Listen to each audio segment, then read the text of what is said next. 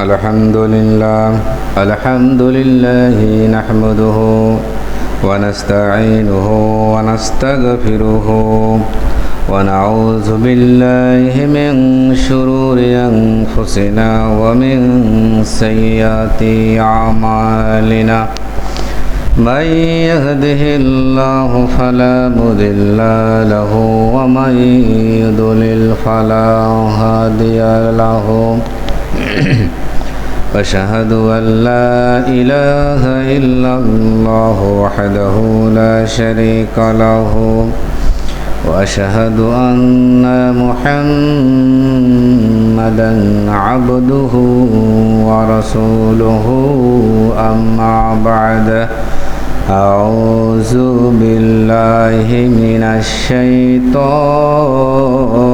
الرجيم بسم الله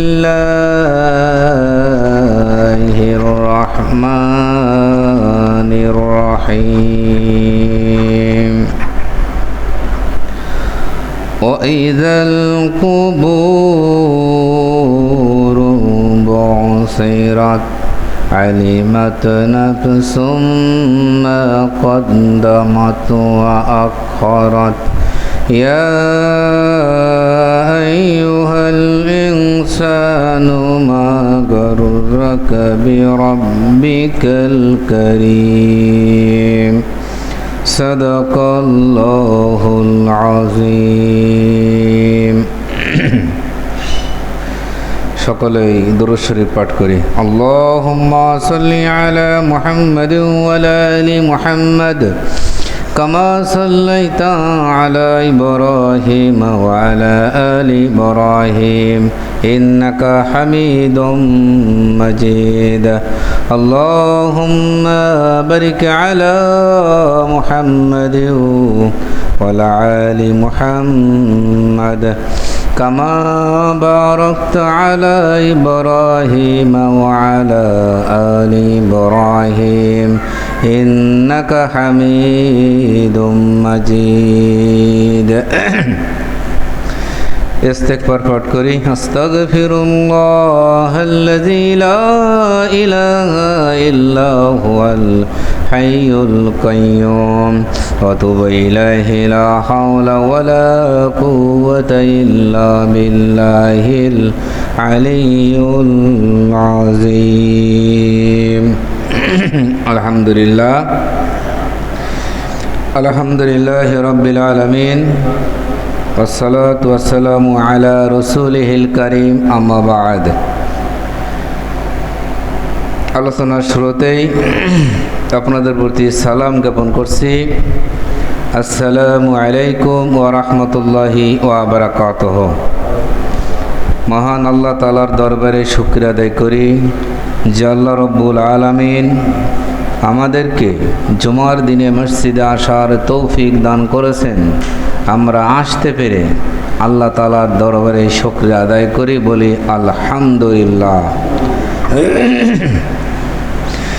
জনাবে রাসূল করিম সাল্লাল্লাহু আলাইহি সাল্লামের উপর দরুদ পেশ করি যিনি মানবতার মুক্তির দূত আল্লাহ রাব্বুল আলামিন যে নবীকে পাঠিয়েছেন গোটা বিশ্ববাসী মানব জাতির জন্য সুসংবাদদাতা হিসেবে প্রেরিত নবী এবং রাসূল হিসেবে যে নবীর আগমনে পৃথিবী ধন্য আমরা সৌভাগ্যবান সেই নবীর জন্য পড়ি সাল্লাল্লাহু আলাইহি ওয়াসাল্লাম সম্মানিত উপস্থিতি তেলাওয়াত করেছি সূরাতুল ইনফিতার 4, 5 এবং 6 নম্বর আয়াত এই তিনটি আয়াতের আলোকে আজকে জুমার খুতবা আপনাদের সামনে আমি পেশ করব ইনশাআল্লাহ তাআলা সম্মানিত হাজিরিন আল্লাহ রাব্বুল আলামিন পৃথিবীতে নবী রাসূল পাঠিয়েছেন পথহারা মানুষদেরকে সঠিক রাস্তা দেখানোর জন্য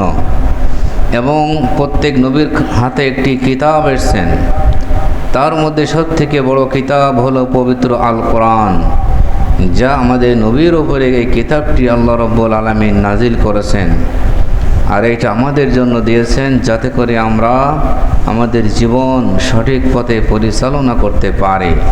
সম্মানিত উপস্থিতি, কোরআন হলো এমন একটি কিতাব, যে কিতাব দিয়ে আপনি রান্নাঘর থেকে পার্লামেন্ট পর্যন্ত, দোলনা থেকে কবর পর্যন্ত সকল সমস্যা থেকে সমাধান একমাত্র দিতে পারে এই আল কোরআন। ঠিক না বলেন? সম্মানিত উপস্থিতি, এই জন্য আমাদের এই কোরআনের কাছে আসতে হবে। যাবতীয় সমস্যা কিন্তু এই কোরআনই আপনার সমস্যা সমাধান করবে।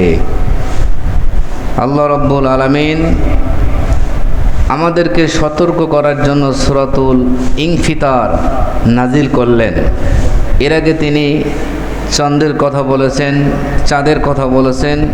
প্রথম তিনি আকাশের কসম খেয়ে ওনার বিভিন্ন বিরাট নিপুণ সৃষ্টির কথা তিনি উল্লেখ করে শেষে এসে বলছেন 4 নম্বর আয়াতে ওয়াইযাল কুবুরু বুসিরাত। সম্মানিত উপস্থিতি, আল্লাহ রাব্বুল আলামিন সূরা ইনফিতারে প্রথম যে আয়াতগুলো নাজিল করেছেন, ইযা সামাউ ফাতারাত, আকাশ ফেটে চৌচির হয়ে যাবে। বলেন আল্লাহু আকবার। এই আকাশ থাকবে না। গতকাল একটি হাদিস পড়লাম, হাদিসটার এত বিশালতা, এত ওজন, যে আমি হাদিসটা এইভাবেই পড়ছিলাম যে রাসূল সাল্লাল্লাহু আলাইহি ওয়াসাল্লামের কাছে আকাশ সম্পর্কে জিজ্ঞাসা করা হলো। আল্লাহ রাসূল তো আকাশ ভ্রমণ করেছিলেন, কি করেননি? মেরাজে যাননি? মেরাজে গিয়েছেন। বিজ্ঞানীরা আর কতদূর পর্যন্ত গিয়েছে? আল্লাহ রাসূল সাল্লাল্লাহু আলাইহি ওয়াসাল্লাম 7টি আসমান পার হয়ে সিদরাতুল মুনতাহায় আল্লাহ রাব্বুল আলামিন তাকে কবুল করেছেন। বলেন সুবহানাল্লাহ। সেই নবীজির মুখ থেকে বক্তব্য এসে আসমান সম্পর্কে, যে তোমরা প্রথম আসমান এবং দ্বিতীয় আসমানের ব্যাপারে প্রশ্ন করছো। প্রথম আসমানটি দ্বিতীয় আসমানের কাছে বিশাল মরুভূমির ভিতরে একটা আংটি যেরকম পড়ে থাকে, ঠিক দ্বিতীয় আসমানের কাছে এই প্রথম আসমানটি একটা হাতের আংটির মতন। সুবহানাল্লাহ। 7টি আসমান একত্রিত করে যা হবে সিদরাতুল মুনতাহার কাছে আল্লাহ রাব্বুল আলামিনের হাবিব বলছেন, আল্লাহ রাব্বুল আলামিনের সেই সিদরাতুল মুনতাহা কুরসি, এই কুরসির কাছে 7টি আসমান একত্রিত করে একটি হাতের আংটির মতন। সুবহানাল্লাহ, সুবহানাল্লাহ। আল্লাহ তাআলা বলছেন সেই আসমান ফেটে চৌচির হবে কিয়ামতের দিন। একথাই বলছেন যাতে করে মানুষ ভীত সন্ত্রস্ত হয়ে আল্লাহ তাআলার কাছে ফিরে আসে, তওবা করে আল্লাহ তাআলার মাগফিরাতের আশায় যেন তওবা করে, ক্ষমার আশায় যেন ইস্তেগফার পাঠ করে। এই জন্য আল্লাহ এই সত্য ঘটনাগুলি যেটা ঘটবে সে বিষয়ে তিনি আল্লাহ আমাদের সামনে পরিষ্কারভাবে তিনি আলোকপাত করেছেন। সম্মানিত উপস্থিতি, দুনিয়ার জীবনে আমার উপস্থিত হয়েছে পরীক্ষা দেওয়ার জন্য। এটা সাময়িক একটা পরীক্ষা, অল্প একটা সময় আমরা এখানে অবস্থান করব, এরপর এখান থেকে আমরা আর একটা জগতে যাব, যেই জগতে কোনো মৃত্যু হবে না, যেই জগতে মৃত্যু নামক বস্তুকে আল্লাহ রাব্বুল আলামিন সেদিন জব করে দেবেন। বলেন আল্লাহু আকবার। সেদিন কারো মৃত্যু হবে না। জাহান্নামে যারা যাবে তাদেরও মৃত্যু হবে না, যারা জান্নাতে যাবে তাদেরও কোনো মৃত্যু নেই। শুধু জান্নাতীদের জন্য রয়েছে আরামায়েশ এবং জাহান্নামীদের জন্য রয়েছে সারা জীবন কষ্ট এবং ক্লান্তি এবং শাস্তি। এই জন্য আল্লাহ আমাদের কাছে প্রশ্ন এবং উত্তরপত্র তিনি আমাদের কাছে খোলা পরিষ্কার করে তিনি জানিয়ে দিয়েছেন। আল্লাহ তাআলার প্রশ্ন এবং তার উত্তর একটাও ঢাকা নেই। ঢাকা আছে নাকি? একটাও ঢাকা নেই, সব তিনি পরিষ্কার করে বলে দিয়েছেন। সম্মানিত উপস্থিতি, আল্লাহ রাব্বুল আলামিন বলছেন ইযা সামাউ ফাতারাত ওয়া ইযাল কাওয়াকিবু তাসারাত ওয়া ইযাল জিবালু সুয়িরাত। এইভাবে প্রত্যেকটার বিষয় নিয়ে আল্লাহ তাআলা বলছেন যে পাহাড়গুলো সেদিন ধূলিকণায় পরিণত হয়ে যাবে, পাহাড়গুলো থাকবে না।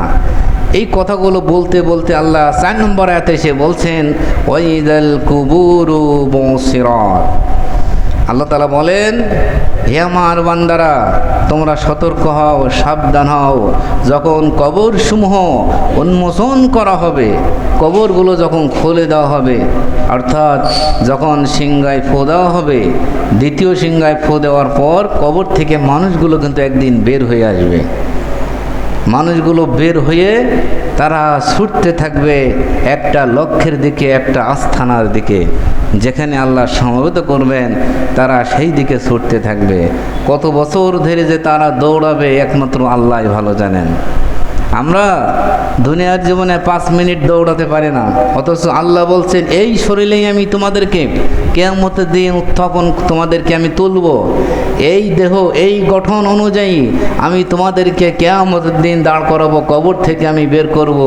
এইটা আমার জন্য একেবারে সহজ। বলেন সুবহানাল্লাহ। আল্লাহ এটা করবেন। এই দেহ নিয়ে, এই শরীর নিয়ে আমরা এখনই নড়তে পারি না, এখনই আমরা আসতে পারি না, মসজিদে ঠিকমতো আসি না। তাহলে কিয়ামত সংগঠিত হবার পর হাশরের মাঠে যেদিন আল্লাহ তাআলা আমাদেরকে সমবেত করবেন, আমরা এই বাংলাদেশ থেকে ওই সুদূর আরাফাতের ময়দানে আমাদের সেদিন দৌড়ে যাওয়া লাগবে, ঠিক কিনা বলেন? এই মুরব্বী বয়স, এই বয়সে নাকি দৌড়াতে হবে। আমার এই যুবক বয়স এখন মারা গেলে আমার এই অবস্থায় আরাফাতের ময়দানে দৌড়ে যাওয়া লাগবে। পণ্যে কোনো লুঙ্গি থাকবে না, কোনো পোশাক থাকবে না, বস্ত্রহীন অবস্থায় আমাদের দৌড়াতেই হবে। দৌড়ায় দৌড়ায় সেখানে উপস্থিত হওয়া লাগবে, কারণ আল্লাহ বিচার কাজ শুরু করবেন। সম্মানিত উপস্থিতি, আল্লাহ রাব্বুল আলামিন বলেন ওয়াইযাল কুবুরু বুসিরাত, যখন কবরগুলোকে খুলে দেওয়া হবে, এই কবরের ভিতরে গোটা পৃথিবীতে যত মানুষ অবস্থান করছে, যত মানুষ এই কবরের মধ্যে শুয়ে আছে, কেউ ঘুমিয়ে আছে, কারো প্রতি আযাব চলছে, কারো উপরে ফেরেশতাদের নির্মম আযাব শুরু হয়ে গেছে। এইভাবে হাজার হাজার বছর আযাব হওয়ার পরে আল্লাহ রাব্বুল আলামিন কিয়ামত সংঘটিত করবেন। এই জন্য আল্লাহ রাব্বুল আলামিন বলেন, যারা নেককার বান্দা হবে, কবরের ভিতরে তারা থাকবে আরামে, তাদের জন্য জান্নাতের দরজাসমূহ খুলে দেওয়া হবে। আমরা মোনাজাতে বলি, আল্লাহ অমুক ব্যক্তির জন্য তুমি জান্নাতের দরজা খুলে দাও, বলেন এরকম বারবার বলি, কিন্তু আমাদের বলাই কি আল্লাহ খুলবে? কখনই না। ওই ব্যক্তির আমলের উপরে ডিপেন্ড করেই আল্লাহ তাআলা জান্নাতের দরজাসমূহ খুলে দেবে। সম্মানিত উপস্থিতি, আল্লাহ রাব্বুল আলামিন তখন তাদেরকে জান্নাতের দরজা খুলবেন একমাত্র ওই ব্যক্তির জন্য, যে ব্যক্তি আল্লাহ তাআলাকে সন্তুষ্ট করতে পারবে। এই দুনিয়ার জীবনে একমাত্র আল্লাহ তাদের জন্য কবরে জান্নাতের দরজা খুলবেন। বলেন সুবহানাল্লাহ। এজন্য আমাদের সর্ব অবস্থায় আমার রব মহান আল্লাহ রব্বুল আলামিনের সন্তুষ্টি করা। আমাদের দুনিয়ার জীবনে আমরা যাই করি না কেন প্রত্যেকটি কাজ হবে আল্লাহর সন্তুষ্টির জন্য, ঠিক কিনা বলেন? আল্লাহর সন্তুষ্টির জন্য।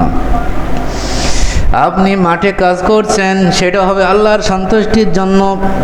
আপনি একজনের জমিতে জনে গিয়েছেন, বা কামলা গিয়েছেন, বা শ্রমিক হিসেবে লেবার হিসেবে গিয়েছেন, আপনার দায়িত্ব হলো আল্লাহর সন্তুষ্টির মাধ্যমেই তার কাজ সম্পন্ন করা। সেটা কীরকম? তার কাজে ফাঁকি না দেওয়া, নির্দিষ্ট সময় পর্যন্ত কাজ করা। এবং মালিকের দায়িত্ব হবে শ্রমিকের উপরে সুন্দর ব্যবহার করা, তার দেহের প্রতি খেয়াল রাখা, সে যেন অসুস্থ হয়ে না যায়, সেই ব্যাপারেও মালিকের দায়িত্ব রয়েছে। এইসব সম্পর্কে কিন্তু আল্লাহ সেদিন আমাদেরকে জিজ্ঞাসাও করবে।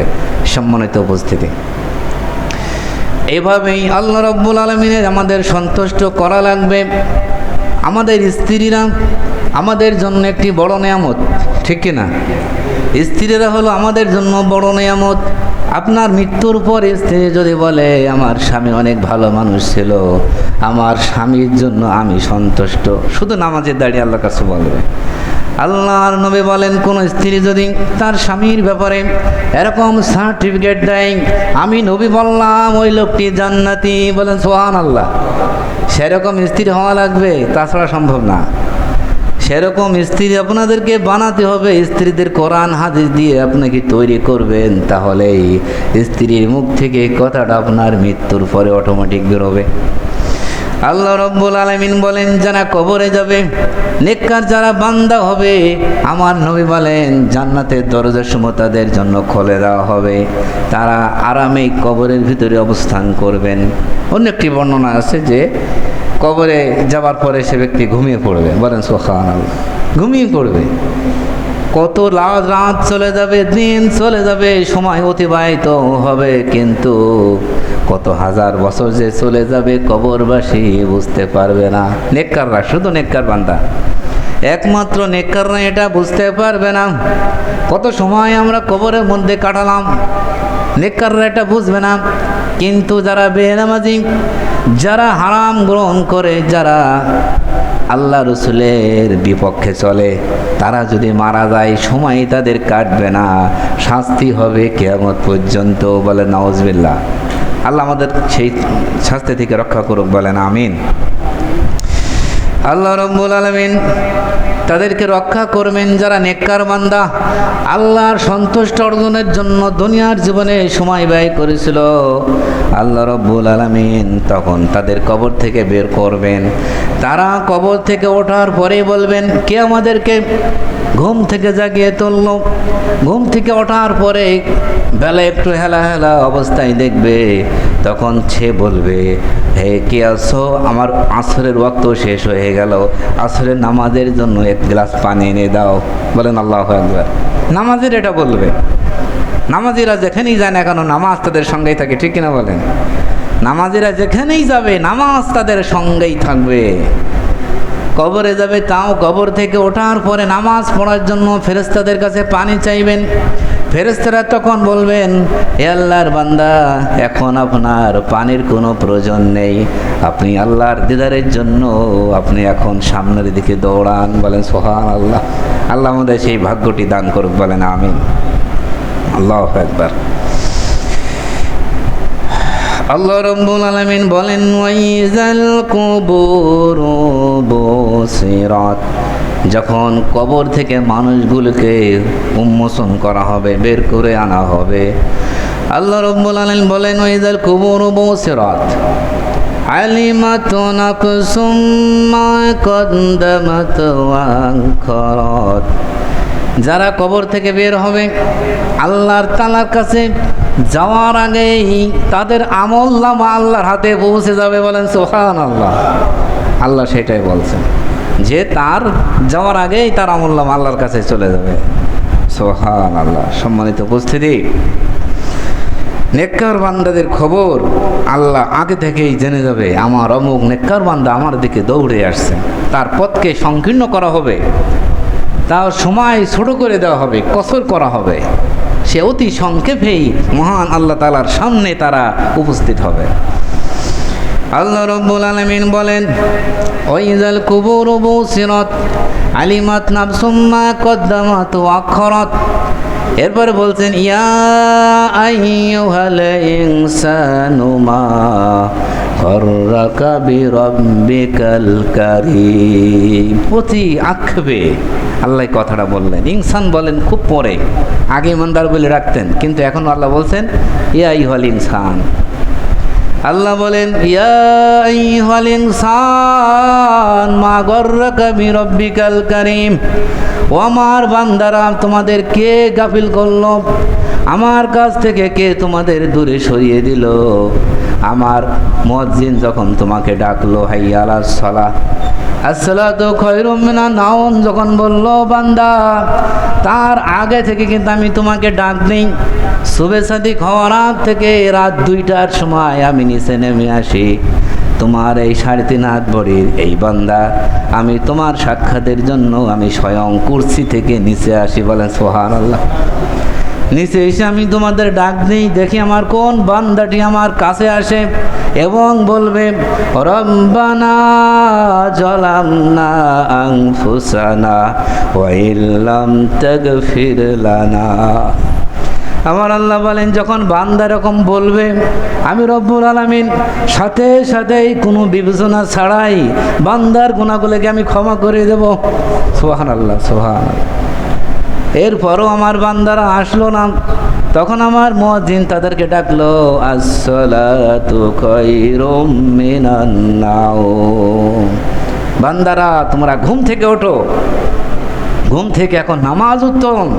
তোমরা তো তাহাজ্জুদে উঠতে পারলে না, এবার ঘুম থেকে ওঠো, ওইটে ফরজ নামাজটা আদায় করো। সম্মানিত উপস্থিতি, আমরা তাও ঘুমিয়ে থাকি। কত বড় নির্লজ্জ আমরা, কত বড় বেহিয়ে আমরা, যে আল্লাহ অক্সিজেন দেয়, একটা সেকেন্ড অক্সিজেন বন্ধ হলেই তো আমরা শেষ হয়ে যাব। যে আল্লাহ ৮৬ বিলিয়ন নিউরন দিয়ে আপনার গোটা দেহ নিয়ন্ত্রণ করেন, সেই আল্লাহ রব্বুল আলামিনের ডাকে আপনি সাড়া দিলেন না। আপনার এমপি মন্ত্রী যদি কোনো প্রকার সামাজিক ফ্যাসিলিটি দিত, পারিবারিক সুযোগ সুবিধা দিত, এমপি সাহেব রাত ৩টার দিকে আসবে, আপনি রাত ১টার সময় কি স্থানে হাজির, ঠিক কিনা? শুধু মোটর সাইকেলে তেল কিনতে যাবে সকাল 10টার সময় দেবে, আমরা কি রাত 12টার সময় হাজির, ঠিক কিনা? শুধু নিজের টাকাতে তেল কিনবো তাই। যেই আল্লাহ রব্বুল আলামিন আমাদের সৃষ্টি করলেন, আসমান জমিন তিনি বানালেন, যে আল্লাহ রব্বুল আলামিন এত সুন্দর করে আমাদের গঠনাকৃতি দান করলেন এবং আমাদের শরীরের ভিতরে একটা হুকুম তিনি জারি রাখলেন, তার নাম রূহ। তার নাম কি? রূহ। রূহ হল আল্লাহর হুকুম, ওয়াল আমর, রূহ হল আল্লাহর হুকুম। আল্লাহ রব্বুল আলামিনের হুকুম যখন আল্লাহ রব্বুল আলামিন ফেরত নেবেন, ফেরত নেবার সাথে সাথে এই ব্যক্তি সেখানে কাত হয়ে পড়ে যাবে, আর সামনের দিকে এগোতে পারবে না, তার হাত শেষ। আল্লাহর হুকুম যতদিন আপনার ভিতরে ছিল ততদিন আপনি বাহাদুরি করতে পেরেছেন। আপনাকে ডাকা হয়েছে নামাজে, আপনি আসেননি, না আসলে আল্লাহর ক্ষতি হবে? হ্যাঁ, কোনো ক্ষতি হবে না। আপনার বাঁচানোর জন্য আল্লাহ নিজে ডাকেন, মুয়াজ্জিন ডাকে, আমরা ডাকি, তাও আসি না। আরে দুর্ভোগ! কবরে যারা আছে একমাত্র তারাই জানে, কবরে যারা অবস্থান করছে একমাত্র তাদের অবস্থা তারাই ভালো জানে। দুনিয়ার জীবনে আমরা আছি, কবর সম্পর্কে আমাদের খবর নেই। কারো উপরে চলছে আল্লাহ তাআলার কঠিন আযাব, আর কারো উপরে চলছে জান্নাতের দরজা থেকে সুন্দর একটা মহিময় বাতাস প্রবাহিত হচ্ছে। সম্মানিত উপস্থিতি, আমরা মারা গেলে আমাদের আর ৩ মাস পর আর খোঁজখবর নেওয়া হবে না, আমাদের সামনে কেউ যাবে না, কবরের পাশে গিয়ে ক্ষমার জন্য কেউ প্রার্থনা করবে না। আমাদের দোয়া আল্লাহ তাআলা কবুল করতেও পারে, নাও পারে, কিন্তু আমলই আমার যথেষ্ট। আমলই হচ্ছে আমার মেন সম্পদ, যা আল্লাহ তাআলাকে সন্তুষ্ট করতে পারে, ঠিক কিনা? এই জন্য আসুন আমরা আমল করি এবং নিজেকে তৈরি করি, প্রস্তুত করি, আল্লাহর সামনে দাঁড়াবার জন্য নিজেকে তৈরি করি। অনেক সময় তো কাটালাম দুনিয়ায়, এই সময়টা হাসরের মাঠের হিসাব অনুযায়ী এটা কিছুই না। 3 দিন 10 দিন, কেউ বলছে 1 মিনিটও না, এতটা সংক্ষিপ্ত একটা সময়ে আমরা এখানে অবস্থান করছি। সম্মানিত উপস্থিতি, আল্লাহ রাব্বুল আলামিন বলেন, ওয়াইযান নুফুসু যুবিজাত, যখন মৃত দেহগুলোর ভিতরে প্রাণগুলো আমি দিয়ে দেব, তখন মানুষগুলি প্রাণ পেয়ে তখন তারা উঠে দাঁড়াবে এবং আমার সামনে তার আসার জন্য ছটফট শুরু করে দেবে। আল্লাহ রাব্বুল আলামিন বলছেন, ওয়ানুফিখা ফিস-সূরি ফাইযা হুম মিনাল আজদাসি ইলা রাব্বিহিম ইয়ানসিলুন। সূরাতুল ইয়াসিন 1 নম্বর আয়াতে আল্লাহ আমাদেরকে বলছেন, আল্লাহ বলেন, সিংহায় যখন ফু দেওয়া হবে, ওয়ানুফিখা ফিস-সূরি ফাইযা হুম মিনাল আজদাসি, তৎক্ষণাৎ তারা কবর থেকে বের হবে এবং নিজের প্রতিপালকের দিকে তারা ছুটতে থাকবে। কোথায় আমার রব? এই রবের দিকে তারা ছুটবে। এই ছুটতে ছুটতে সময় অতিবাহিত হবে, কত হাজার বছর যে চলে যাবে একমাত্র আল্লাহ ভালো জানেন। আল্লাহ রাব্বুল আলামিন বলছেন, ইয়াউমাইযি ইয়াসদুরুন নাসু আশতাতাল লিয়ুরাউ আমালাহুম, যখন আল্লাহ রাব্বুল আলামিনের সামনে তারা উপস্থিত হবে, আল্লাহ রাব্বুল আলামিন বলছেন, সেদিন আমি মানুষগুলোকে বিভিন্ন দলে আমি প্রকাশ করব, তারা বিভিন্ন দলে অবস্থান করবে। দুনিয়ার জীবনে যারা যে দল করেছিল আমি রাব্বুল আলামিন তাদেরকে সেই দলেই সেদিন আমি দাঁড় করাবো। কিচ্ছু করার নেই, আপনাকে দাঁড়াতেই হবে। আলেমরা থাকবে একটি দলে, বেআলেম যারা তারা থাকবে আরেকটি দলে, রাজনীতিবিদ যারা তারা থাকবে আরেকটি দলে, যে যে রাজনীতি দল করেছিল সে তার সেই দলে অবস্থান করবে। এই জন্য যে দলে আলেম বেশি সেই দলই হবে কিয়ামতের দিন ভাগ্যবান বেশি। বলে সুবহানাল্লাহ। ইয়াকশাল্লাহু উলামা, ভয় করার ভিতরে আলেমরাই বেশি ভয় করে। আবার আলেম দিয়ে আমি জাহান্নাম উদ্ভাবন করব, যে আলেমরা কোরআনের উল্টাপাল্টা ফতোয়া দেয়, ঠিক কিনা? কোরআনের উল্টা ফতোয়া দেয়, কোরআন মানে না, অথচ ভিতরে কোরআন আছে। সম্মানিত উপস্থিতি, আল্লাহ রাব্বুল আলামিন বিভিন্ন দলে তিনি প্রকাশ করবেন। আল্লাহ বলেন আমি এজন্য এই দলে প্রকাশ করাবো যাতে তাদেরকে আমি তাদের কৃতকর্ম দেখাতে পারি, তারা দেখবে তাদের কৃতকর্ম কেমন। ওই দলের কৃতকর্ম সব একরকম, এই দলের কৃতকর্ম ওই দলের কৃতকর্ম একরকম, সব এক এক রকম হবে। এই জন্য আল্লাহ রাব্বুল আলামিন তিনি বলেন ইয়াউমা ইয়াখরুজুনা মিনাল আজদাসি সিরাআন কাআন্নাহুম ইলা নুসিবিন ইউফিদুন। সেদিন তারা দ্রুত বেগে কবর থেকে বের হবে, তখন মনে হবে তারা কোনো একটি আস্থানার দিকে দৌড়াচ্ছে। কবর থেকে বেরিয়ে একটা আস্থানার দিকে দৌড়াচ্ছে মনে হবে, এবং তারা আস্থানার দিকে দৌড়াতে থাকবে। কত হাজার বছর ধরে তারা দৌড়াবে একমাত্র আল্লাহ ভালো জানেন। কিন্তু যারা নেককার হবে আল্লাহ রাব্বুল আলামিন তাদের সময় সংক্ষিপ্ত করে দেবেন। বলে সুবহানাল্লাহ। সম্মানিত উপস্থিতি, জুমার দিন একটা পবিত্র দিন। এই দিনে আল্লাহ রাব্বুল আলামিন অনেক কিছু তিনি সংগঠিত করেছেন। এই দিনটার ভিতরে অনেক ফজিলত রয়েছে, বারংবার আপনাদের বলে আসছি, তারপরেও আমরা এগুলো একটু গুরুত্ব দিই না। সম্মানিত উপস্থিতি যারা আছেন সবার উদ্দেশ্যে বলছি, কমিটির লোকজনও সে দেরিতে আসে, কী করে হবে? ওই 1:50 দিকে যদি 12:50 দিকে যদি আপনি আসেন, শুরু করতে লাগে 10 মিনিট, 20 মিনিটে একটা কথা বলতে গুছানো লাগে, একটা ভূমিকা লাগে, আল্লাহ রাসূলের দরুদ পড়তে হয়, সেটা হয় না। এই জন্য আপনাদের প্রতি উদারত আহ্বানে জুমার দিন অন্তত কাজ সংক্ষিপ্ত করেন। আল্লাহ নিজে অর্ডার করছেন তোমরা জুমার দিনে কাজ বন্ধ করো, কাজ সকাল সকাল কাজ গুছিয়ে নাও, আজান দেওয়ার আগে তোমরা মসজিদে চলে যাও, অথবা আজানের সাথে সাথে মসজিদের দিকে ধাবিত হও। আহলে হাদিসে মসজিদে একদিন নামাজ পড়তে যাবেন, দেখবেন ওই মসজিদগুলো জুমার দিনে কি ঘটনা ঘটে। আজ 12টার আগে জুমার মসজিদগুলো বোঝা হয়ে যায়, এটা আমার তাদের খুব ভালো লাগে। অন্য কিছু মাসালাগত সমস্যা হতেই পারে, কিন্তু জুমার দিন তারা সবার আগে মসজিদে যায়। অন্তত আপনারা জুমার দিন মসজিদে আসেন, সবার আগে আসেন, আলোচনাও গুছিয়ে করা সম্ভব হবে, আমিও তাড়াতাড়ি ছেড়ে দিতে পারবো। এখন 5 মিনিট মাইনাস হয়ে গেল, আর হইল না, আরও অনেক কয়াত রয়েছে। যতক্ষণ আপনারা শুনবেন 500 বছরের সওয়াব হবে শুধু আলোচনা শুনলে কোরআনের। মানা না মানা পরের বিষয়, সবটা আগে পাবেন।